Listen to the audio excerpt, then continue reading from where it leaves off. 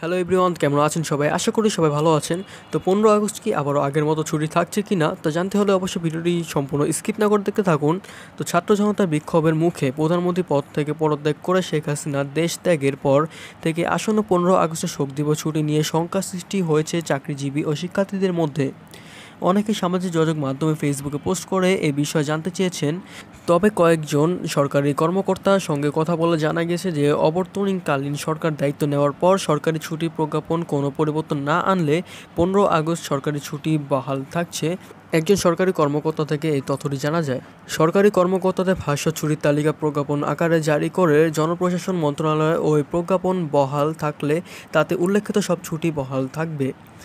তবে আবর্তনকালে সরকার ওই প্রজ্ঞাপন বাতিল করে নতুন প্রজ্ঞাপন জারি করলে বা সংশোধিত কিছু তালিকা প্রজ্ঞাপন আকারে জারি করলে সে অনুসারে ছুটি নির্ধারিত হবে। 2023 সালের 26 অক্টোবর 2024 সালে সরকারি ছুটি তালিকা প্রজ্ঞাপন আকারে জারি করেছিল জনপ্রশাসন মন্ত্রণালয়। যে প্রজ্ঞাপনটি বুধবার রাত 9:30 পর্যন্ত বহাল ছিল, সে অনুযায়ী 15 আগস্ট ছুটি থাকছেই।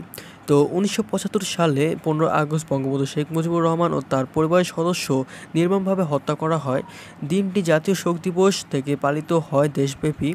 এ দিন সরকারি ছুটি থাকলেও বেসরকারি ও সরকারি ও স্বায়ত্তশাসিত প্রতিষ্ঠানগুলো নানা কর্মসূচি দিনটি পালন করে থাকত। তবে 2001 সাল বিএনপির নেতৃত্বের দিন 4 দলীয় জোট সরকার ওই দিন ছুটি বাতিল করে। তবে পরবর্তী বঙ্গবন্ধু শেখ মুজিবুর রহমান সপরিবার পরিবারের হত্যার দিন 15 আগস্ট জাতীয় শোক দিবসে সরকারি ছুটি বাতিলকে অবৈধ বলে রায় দিয়েছে হাইকোর্ট। সো এভরিওয়ান, অবশেষে জানতে পারলাম যে 15 আগস্টে সরকারি ছুটি থাকছে, অর্থাৎ সবকিছু বন্ধ থাকছে। সো ভিডিওটি ভালো লাগলে চ্যানেলকে লাইক, শেয়ার এন্ড সাবস্ক্রাইব করে রাখবেন। আর হ্যাঁ, যে কোনো ভিডিও সবার আগে পেতে চ্যানেলকে বেল আইকন প্রেস করে অল করে দিবেন। তো ভিডিওটি সম্পূর্ণ স্কিপ না করে দেখার জন্য আপনাকে অনেক অনেক ধন্যবাদ।